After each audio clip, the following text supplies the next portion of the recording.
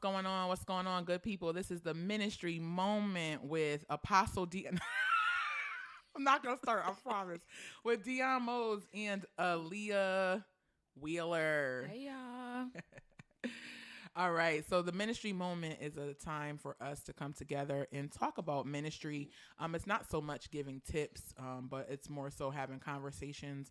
Sometimes the crucial conversations that we don't usually have, or that maybe we may be afraid to have in church or in certain environments. So this is just a platform where we're having those conversations. And today we're going to be talking about, what are we talking about today, Leah?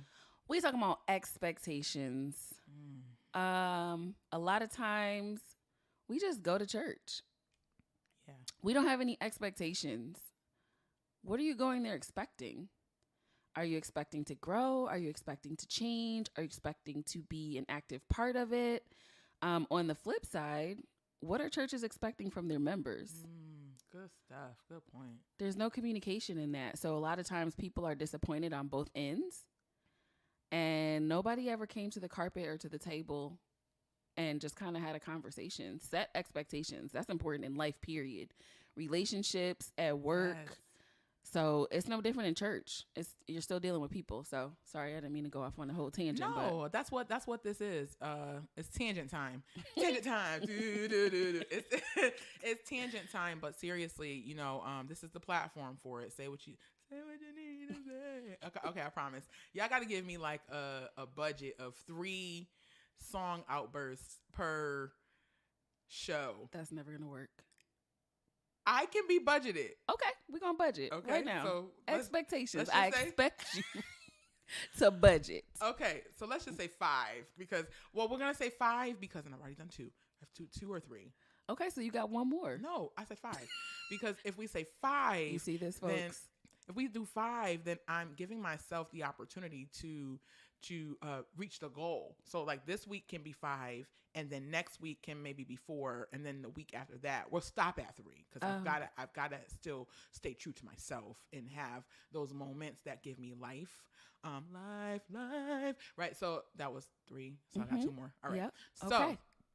5 song outbursts per show. All right, back to expectations. But I totally agree with what you're saying about expectations.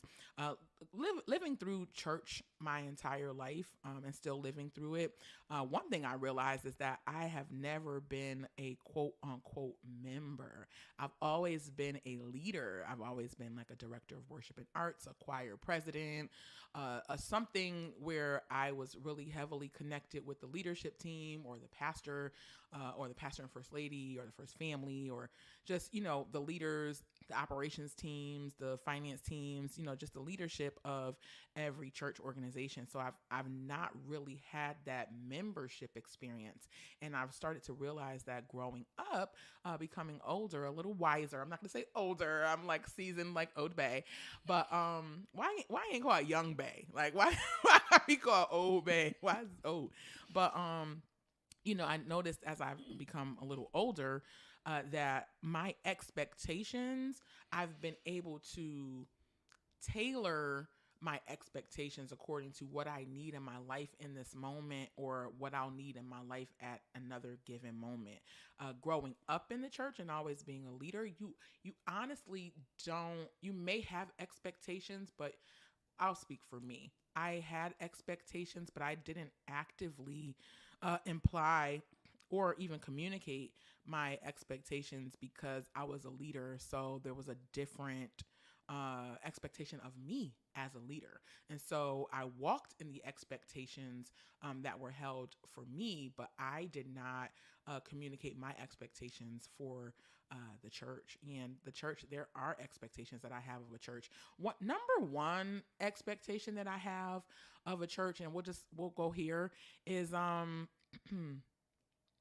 have a well thought out youth church program, curriculum, outline, overview, whatever it is. Like the youth at so many churches get gypped. Yeah. Like, I mean, gypped. And I can recall, and it's no disrespect to my church home. I love my church. love what my grandfather built. I love what the current pastor came in and has done. There's no disrespect, but the highlight of the highlight of children's church for me was getting a mint from my aunt. Like it was getting a mint.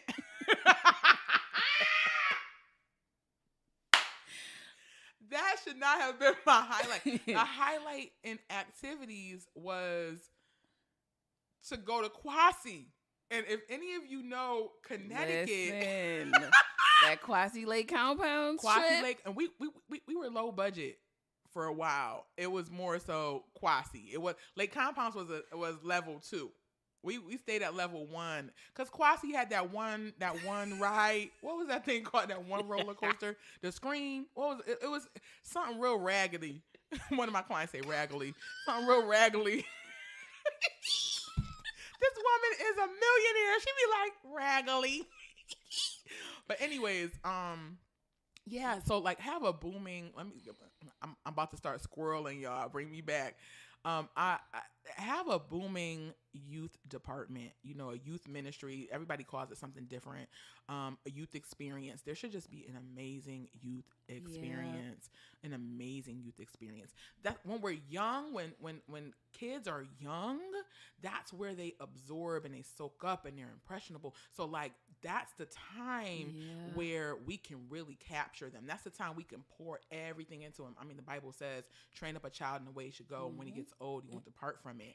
And they used to make us, they being my home church, my birth church, Mount Olive. Shout out to y'all. I love y'all. We've had a lot of good times and we will definitely get to those. But we used to have to recite this scripture. Pastor Chapman, shout out to Pastor Chapman. He could be in the middle of his message and he'd be like, young people, where the young people at?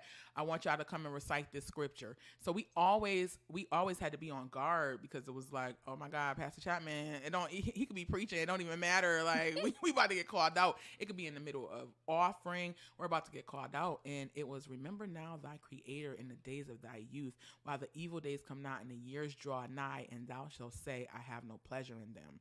And I'm not going to expound on that because I'm going to get to my tea that is cooling down now. I was about to slurp the mess out that tea, but I was like, you know, if you slurp it, your taste buds finna be jacked up. You're not going to be able to taste nothing for like 3 days. You're going to be mad. So I'm applying the lessons that I'm applying the lessons that I've learned in my life, not to drink and eat hot things until they have cooled down. Mm-hmm.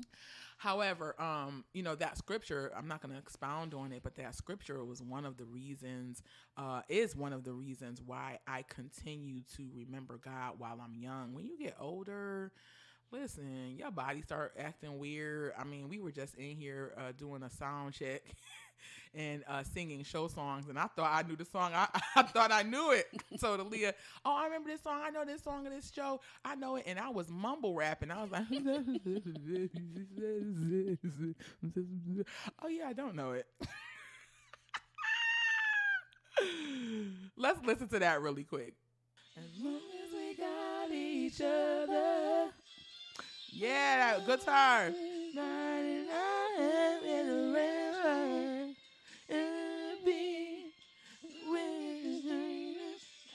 Okay, so I didn't know this. I thought I knew it. Mm-mm. I never knew it. I'm gonna stop acting like I did. I didn't. Stop, Deon. As you all have heard me sing that song, y'all know I did not know. When you get older, you are not able to do as much as you once have done as a youth, as a younger person. So it's really important to remember God when you're young. So one of my expectations is I always check for the youth ministry. What's the youth ministry doing?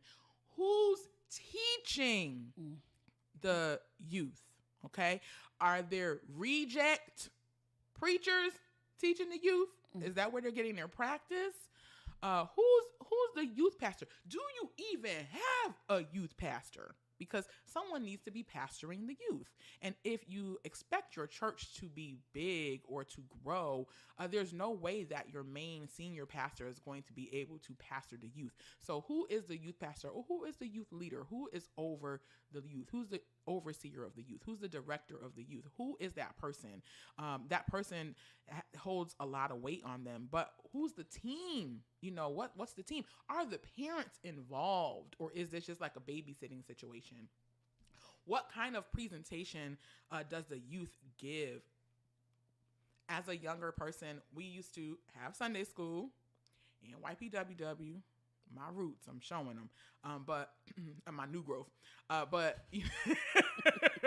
but we used to have Sunday school, and one of the things I used to love about it, and I know I'm taking a long time, Aaliyah, but one of the things I used to love about it was we would come downstairs and we would have to show the church what we learned during Sunday school. That was the highlight of my day, because I wanted to be on parade. I wanted to be on the stage.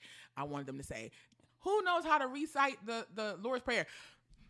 What? Which one? The Lord, our Father, which art in heaven, hallowed be thy name, thy kingdom come. I'm ready to do it, because there was always a reward that came after it, whether it was my mom saying I did a good job, whether I won some money, whether I won opportunity to leave out the Sunday school class early and come sit with the adults. There was always some kind of reward. And so although, our youth department was really dope, and our Sunday school kind of department was a little flat, I love you, it was a good youth department. And so I really look for how we are pushing our youth, how we are training our youth, how we're educating our youth, how we are pouring into our youth, and then how they're able to show that they're learning, how they're able to show that, they can apply this when they go to school. As funny as it is, I would go to school and I would apply some of these things, some of these scriptures. I would recite them in the bathroom, things of that nature. So, a booming youth department is really important for me. That's one of my first expectations. What do the youth look at when they're in youth church? Is it fun? Is it inviting? Or is it just eggshell colored walls? Like, put some thought into what that is. Are you all having think sessions regarding the youth? Because these youth are here, but there are more youth and more generations to come. So how is that ever evolving? So my first expectation is always, and not that I have like a list of them, but my first expectation is always, what is your youth department doing? What's happening? What's the curriculum? Are y'all just, playing Bible roulette and figuring out scriptures, every other Sunday? What's going on there? What's the youth department looking like? What's the camaraderie like there? What's the group effort that's happening? Are people excited? Are kids excited? Do they want to go back there? Or are they like, they fooling around back there? I don't want to be back there. So I'm always looking at the youth department. That's my first expectation. That's a good one. My youth department, although we had fun, I don't even know if we can call it a youth department. Slurp we had tea. fun. There was no structure to it. So I can't remember anything specifically that I learned, although I'm sure I learned a lot. We had Sunday school with them same Sunday school books that I'm sure everybody had. We had Vacation Bible School. We had children's church, but I don't remember much of it because there was really no structure to it. It was just like, all right, let's get the kids out the sanctuary.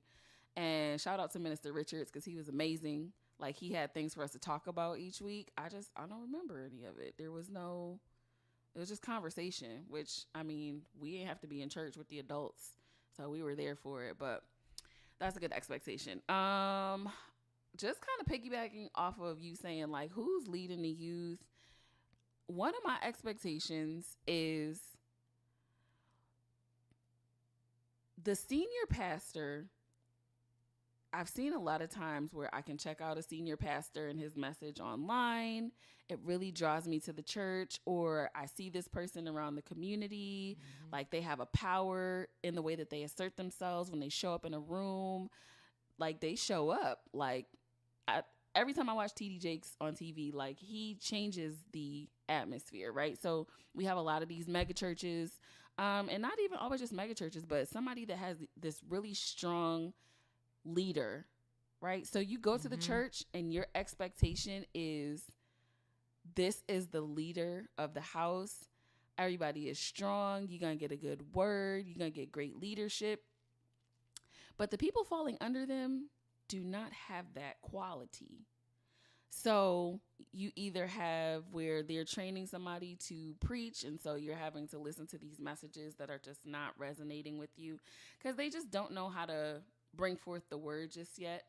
I don't know if they're still getting their feet wet, or maybe they're not supposed to be in that position. I don't know what it is. But my expectation is, don't set me up to get to your church with an expectation of getting that power that you exert as the senior pastor, and you don't have anybody underneath you that has those same qualities. Come on. You know when they have them or not. Everybody's place is not on the pulpit. That's not the only way to pastor or minister. You might not need to preach a word, but you might be great with the kids. So maybe your job is to be that youth pastor where you're able to guide these kids. Find what you're good at and don't force something that you think you're supposed to be doing. God has a way to use us all in different ways and play to our strengths. That's not your strength, and I don't want to sit through that. I came there because I came because I needed something. I was looking for something. So senior pastors, mega church pastors, I don't expect for you to be fully involved. There's no way that you can. You're one person. But make sure the people that you're sending on behalf of you can bring that same power, that same prayer, that same word, that same strength that you have, because that's what people are looking for. That's going to be the quickest way for me to bounce. And that's one of the reasons why I've always said I never want to be a part of a mega church, because I don't want the pastor to have thousands upon thousands upon thousands of members. I've come to this church because you're pastoring it, but I can never get to you. And the people that are in place for me to get to, I'm not getting anything from them. So now I can't grow. Now I'm stuck. Now I'm still in the same place that I was in when I came. You did not meet my expectation. I'm trying to grow in God. I'm trying to grow spiritually. You haven't helped me do that because you've not employed people who have that ability. Everybody got their own gift. Everybody can't sing. Everybody can't pray. Everybody has their own gift. Make sure that their gifting is in line with your gifting so that there is consistency in what your members are getting. I love that so much, Aaliyah, and that's so rich and so profound. I can't recall how many times I've come to church.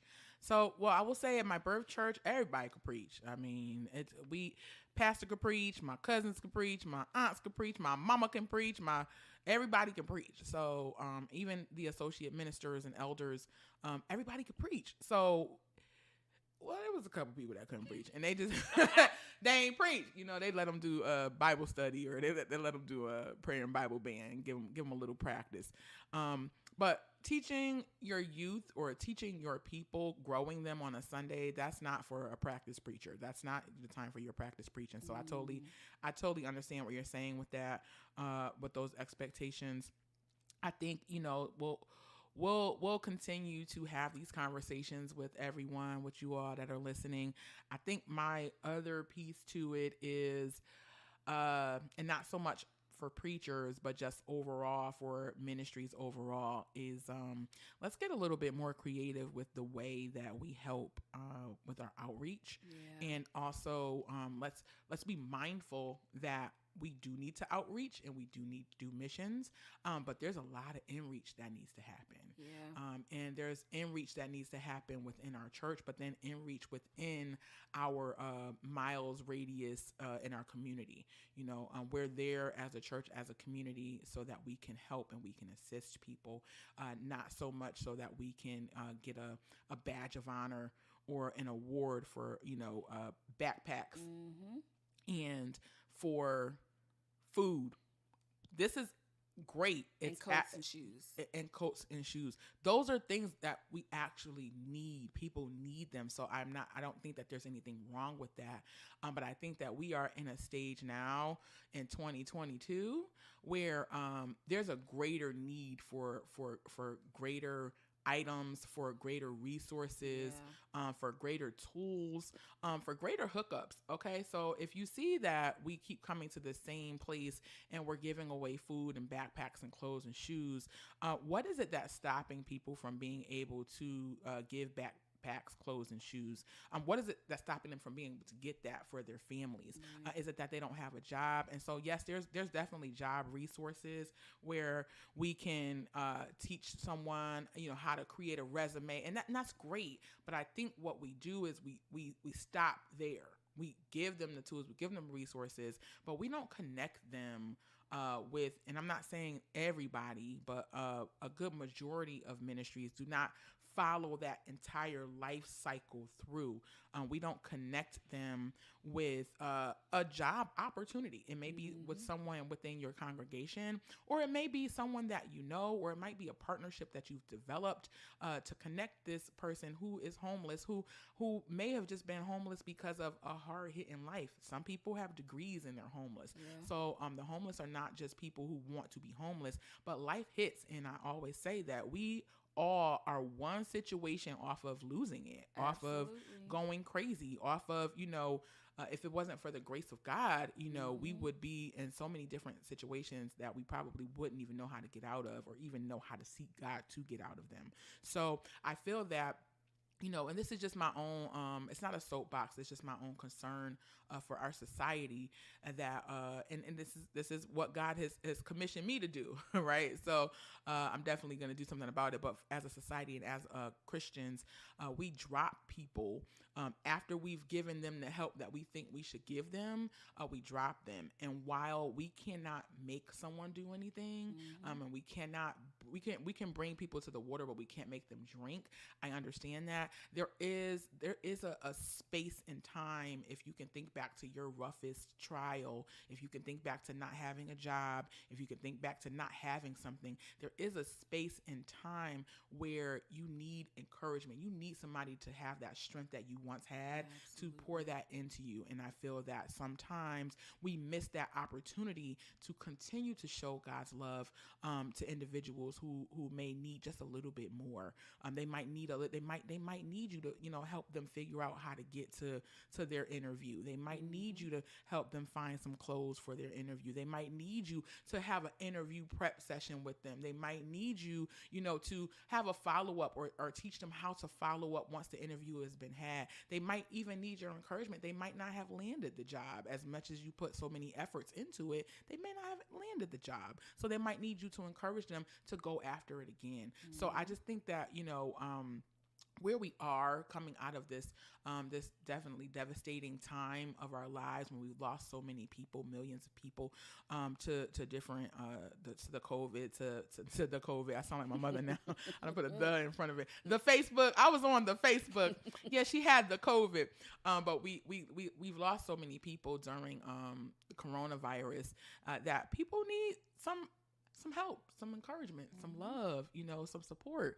A pat on the back is not the only thing that people need, but just some encouragement. Like, go after that job. You didn't get this one. You didn't get the first 7. You didn't get the first 10. But on the 11th one, here comes your job. Yeah. So just that encouragement that says, here's your job, or here's your career path. Maybe God doesn't want you to have a job, and maybe you're homeless, like Tyler Perry was homeless, and countless other people were homeless. Sometimes homeless is the catalyst for you to propel into your future and your destiny. So just really being able to get that perspective and outlook, instead of just giving out this food and these backpacks and these shoes and these clothes. Thank you. That's needed. And I'm glad everyone does that. But I think that there's another level of it. So that's one of my expectations. I look at ministries to see, if that's happening, and if it's not happening, to see what the opportunities are for someone like myself to come together and connect together so that we can provide these services to different people. That's another one of my expectations. I get that. That's a good expectation. I know that we've talked a number of times about what something like that would look like. How to, what is it? You give a man fish, you feed him for a day, but you teach a man to fish, you feed him for the rest of his life type thing. So you teach them how to maybe get themselves in another space. Some people really just don't have the know-how. And me coming from the HR profession, I can't tell you how many people I interviewed that had no clue how to interview, or how many resumes I've run across. I'm like, what job you thought you was getting with this resume? And it's really just, they're just not knowledgeable Mm-hmm. on what that process looks like. So yeah, that's definitely a good one. Let's see. Another one of my expectations for a ministry. So D touched on this in the first ministry moment just a little bit. I'm gonna bring it on back just Bring so it I on can add my back. 2 cents in. Bring it So on back. Don't bring it on back. for those of you that know me, you know that one of my gifts is I am a vocalist. Mm-hmm. A good one. Being a vocalist is not for the faint at heart. It is hard work. Okay, we have to learn a lot of lyrics. Y'all know Kirk Franklin is wordy. There's not one place that you ever go where you don't have to learn a Kirk Franklin song. Okay, we got to learn these lyrics. We got to learn these notes. For me, just the way my ear works, I kind of know everybody's note because I never know which section I'm gonna be singing in. To be honest with you, sometimes I got to swap, and that's okay. My whole point is being God giving you the gift of singing doesn't mean that your gift should always be free. Mm-hmm. Okay? Mm-hmm. Ministries out here, I know y'all have a choir. I know people volunteer for the choir, and that is all good. There are definitely things that members should volunteer to do just to give their gift back to God. That is great. But most of us don't have choirs anymore. It's rare that you see a choir every Sunday. What you do see are praise teams. And praise teams are responsible for setting the tone for service. They are the introduction to the pastor. They are also in between the pastor. They are all up and through and integrated in that service to keep it where it's supposed to be or the direction that you want it to go and to bring in the Spirit of God. We are ministers in our own right. Respect the gift and respect the craft and the work that goes into it and offer your praise team something, not just the musicians. We love the musicians. Mm-hmm. Their job is not as hard as ours. Mm. I don't think. Interesting perspective. I think they learn how to play the music, right? They don't got to know any words. But they have to know chords. So I have to play devil's advocate. They do have to know chords. I do. But I feel like some of it is repetitive. Some of it is. But then some of it is coordination. And if you know me and if you don't, I lack coordination. Okay. I cannot, what is it, rub your stomach and pat your head? Okay, I can do that. I can do that. But I'm not that well coordinated. And playing is a lot of coordination. Being able to not just play, but skillfully play. Not just play, but be able to tap into the spirit, to be able to keep growing yourself. So knowing how to track, knowing how to use your P16s. Come on, I'm talking to you musicians, right? Knowing how to use your ears, knowing how to, just line things up and be in the moment. It's a little difficult. Now, I will say, because I agree with you, Aaliyah, that singers should be, that's the devil, see? The devil was in my phone. Singers should be singers are a rare commodity. Good singers, quality singers. I ain't talking about somebody that's out here yelling, being your choir singer that you put on a praise team, but singers that are going to learn the music, singers that are going to come and look the part. And I don't mean look the part with a skirt down to their ankles. I mean look the part, look presentable, present themselves as a living sacrifice. That look the part. Singers that are going to study the music, because in all of my years, a lot of singers will listen to something and be like, oh, okay, I got it. And then when it's time to sing, they don't know the formats of the song. And not that you have to sing it true to the format, but they don't know the format of the song. They don't know the melody of the song. So they go ahead and start making up their own melodies and their own harmonies, which a lot of the times does not even fit in the chords that we are singing. They don't take the time to do a lot of stuff. So I think what has happened over the years is a lot of times when singers are good, they don't put that work in. And when they don't put that work in, they kind of diminish the quality of what a singer is and what a singer brings. And I also think that for musicians, they have come for so many years and just played and have slept with the entire church, have not connected with the singers, have looked down on the singers because the singers are not musicians, or have just been in a place where they have received more of a compensation than a singer. So it's almost like it sets the singers apart from the musicians. But singers are musicians in their own right. They are musicians. So when we speak of musicians going forward, y'all put that in your vocabulary, that singers are musicians. So when I start talking about musicians, I'm not talking about people who play instruments. I'm talking about people who are involved in the whole music making process, musicians. But I think that just to your point, Aaliyah, I totally agree with you. I think that in every situation, there's always the good group that's doing their thing, the Aaliyahs, right? And then there's the not so good group, and I've fallen in both of the groups. If we can, be truly honest, when I started doing my wedding band singing, this is not even about ministry, but when I started doing my wedding band singing, there's so many songs I know the choruses to, so I can get by and just, put them joints together. We could be singing Brick House, and I start singing Play That Funky Music, White Boy, right? Because I don't know not one word to Play That Funky Music, White Boy, and I don't know not one word to Brick House except for the chorus. So I could get along with just the choruses, but when you're ministering, you can't sing them choruses. You're going to wear them choruses out, and people are going to be looking for another part of the experience to where that song really really gets them to that space where they can tap in with God and be at one with God. Because like I was saying earlier, sometimes people need you to help them get to that space. Yes, we all should have worship at home. Yes, we all should come ready. I agree with that. But sometimes you going through some stuff is so heavy, it's so weighted, it's so extremely difficult to work through that you need to get into the body of believers. You need to get into this space where there is a body of believers, and you need to be able to connect to that strength so that you can get into a place of worship. So singing those choruses over and over again are not going to work.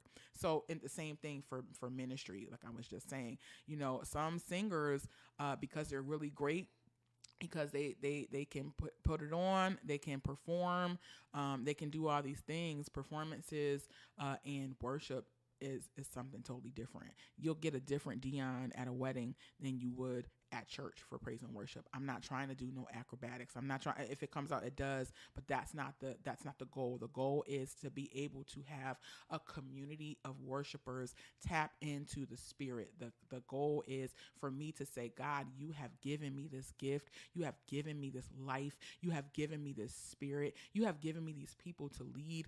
Let this moment be a reflection of who you are in us. And we give this back to you as a moment of worship.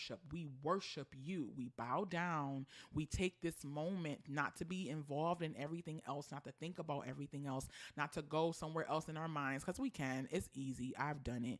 Not to go somewhere else in our minds, not to be upset with what's going on with the mics, not to be upset that the musicians didn't learn the music, not to be in this space of my shoes hurt, not that space. The space is, God, we take this moment to worship you for who you are. So I think that sometimes singers and musicians both, now they're all musicians, get used to it, but musicians often, there's that group.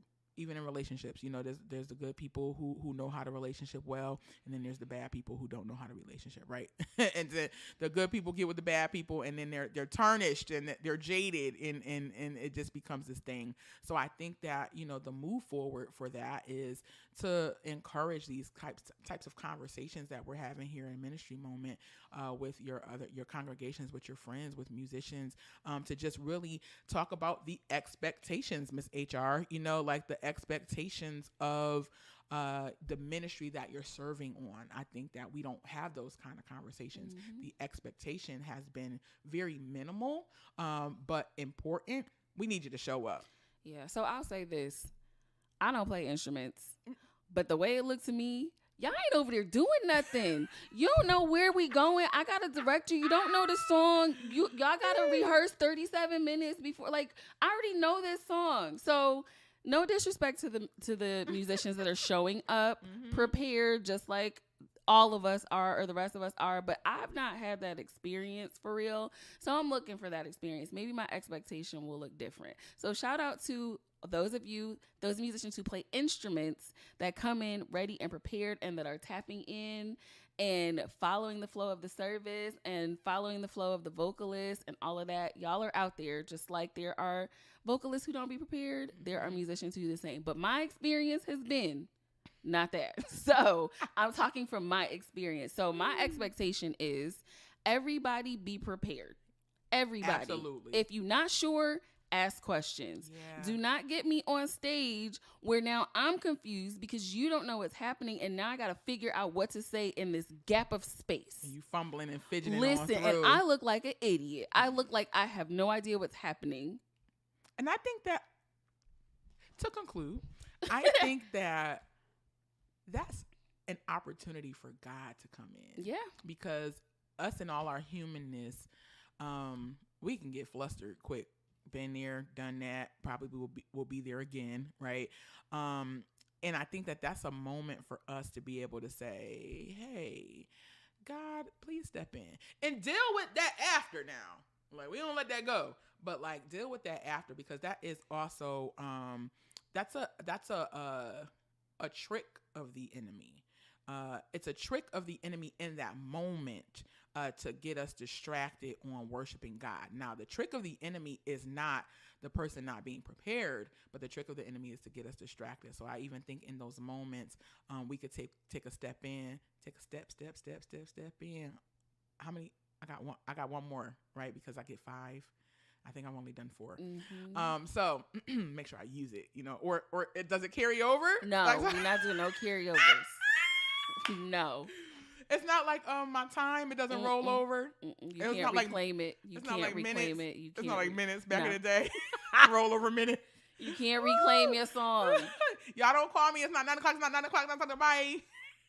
But I think that everything that happens is always an opportunity for God to show us how to do it better. So that's what Ministry Moment is. It's an opportunity for us to I won't say get it right, because I think if we strive to get it right, we'll never get it right, and there will always be something. But strive for a better walk and a more in tune walk with God, whether that be in the music ministry, the youth ministry, doing your laundry, whatever it is that we're doing, we just align ourselves to God.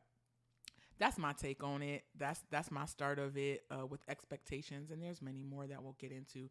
But this has been the Ministry Moment with Deon and Alia Wheeler. Hey, y'all sound off in them comments. What are your expectations of a ministry? There may be something that you're expecting that we never thought of. So what are your expectations of a ministry? Those of you who lead ministries, what are your expectations of people that are attending your ministry? Yes. Let's get the conversation going. We don't want to just have our perspective out there. We want to see what y'all think too. So put some stuff in these comments. Let's get some chatter going. Let's get some chitter. We love y'all. Thank y'all for listening to the Ministry Moment with Deon and Alia Wheeler. Go and subscribe. Connect TV Media. Go and subscribe on YouTube. Connect TV Media. Keep it locked. Ministry Moment is at 10 a.m. on Wednesdays. Auntie D is on. Ministry Moment is at Wednesdays at 10. Thursdays is my top 40 people, places, and things. Stop laughing at me, Aaliyah.